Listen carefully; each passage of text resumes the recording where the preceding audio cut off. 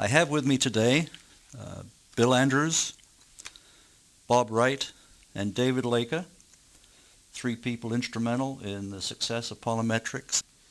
We used membrane vessels, 8-inch membrane vessels, and we'd have like 4 in parallel for one side and 4 for the other side, and we had bowl valves. And that worked pretty well. Problems with the vessels got longer as they pressurized and it tended to break the piping.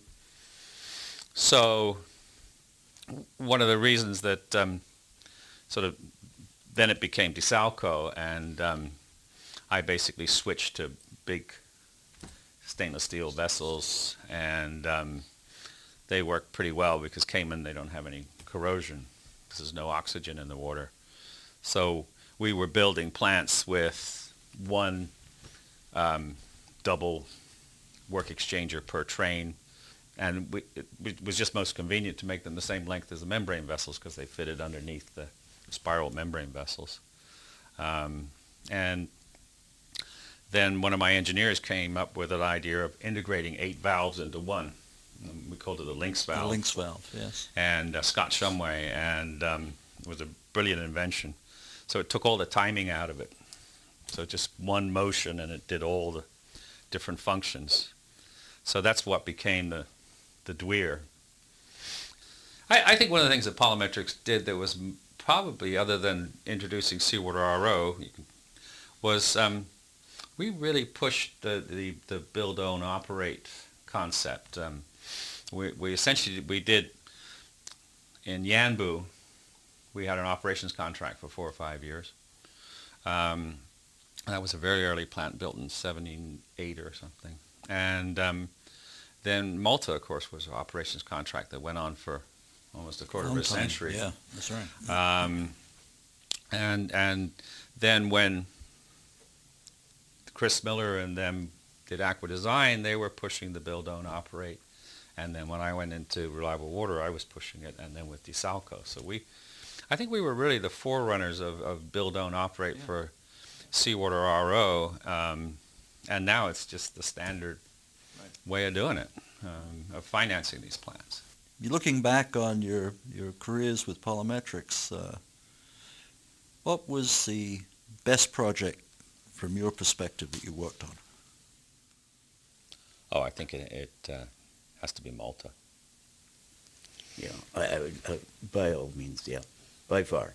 It was a panic-stricken type installation, but correct me if I'm wrong, Bill, I believe we broke ground in March. We made water on New Year's Eve.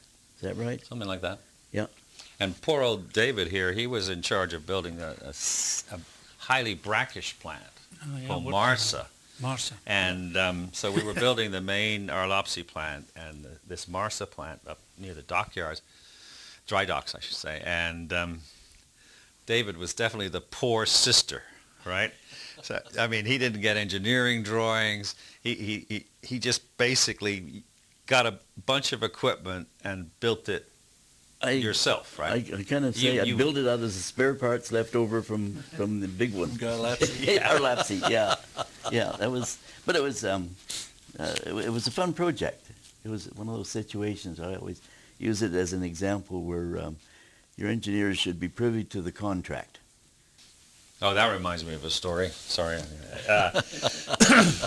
We built these standardized 25,000 gallon a day seawater plants, and we were trying to get into the offshore oil industry. And we got 2 of them on a very large rig in the North Sea. And of course our competition was the Aquachem vapor compressors. And they had a winter storm. There were 450 people on it was 2 rigs, like an accommodations rig and a working rig. They had a winter storm that went on for 2 months. And the 2 RO plants we had broke down quite shortly into the storm. And they were in dire trouble because there was no water. You couldn't get there.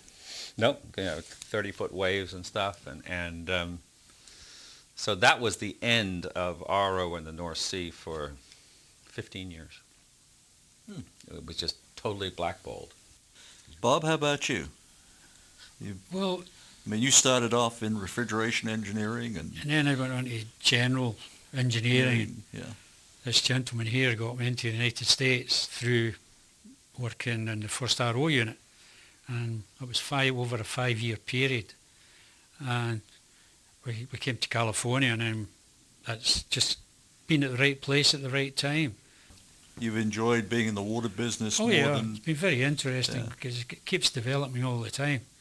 And then I was working at Aqua Design when we did Morro Bay, and that's when we discovered that if you work in California, you need a license. And I was operating the plant there for a period of time.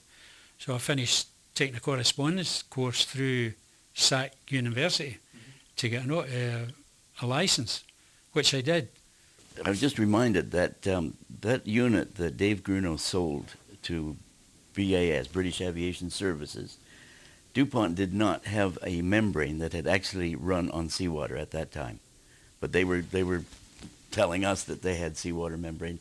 On the basis of that, Dave Grunow said, "I've sold one." And when we really kludged together what we thought would be suitable materials, sent the unit to Bermuda. Bob installed it, and the membranes came like following after. And it was the first time that DuPont had seen seawater. And then you remember we ran it for about an hour and thought, well, better check. And we shut it off, and we said, "What's that great hissing sound?" We discovered suckback. Yeah, all the tubes, all the permeate tubes collapsed. It was suckback had been discovered. There you see, Yeah. that's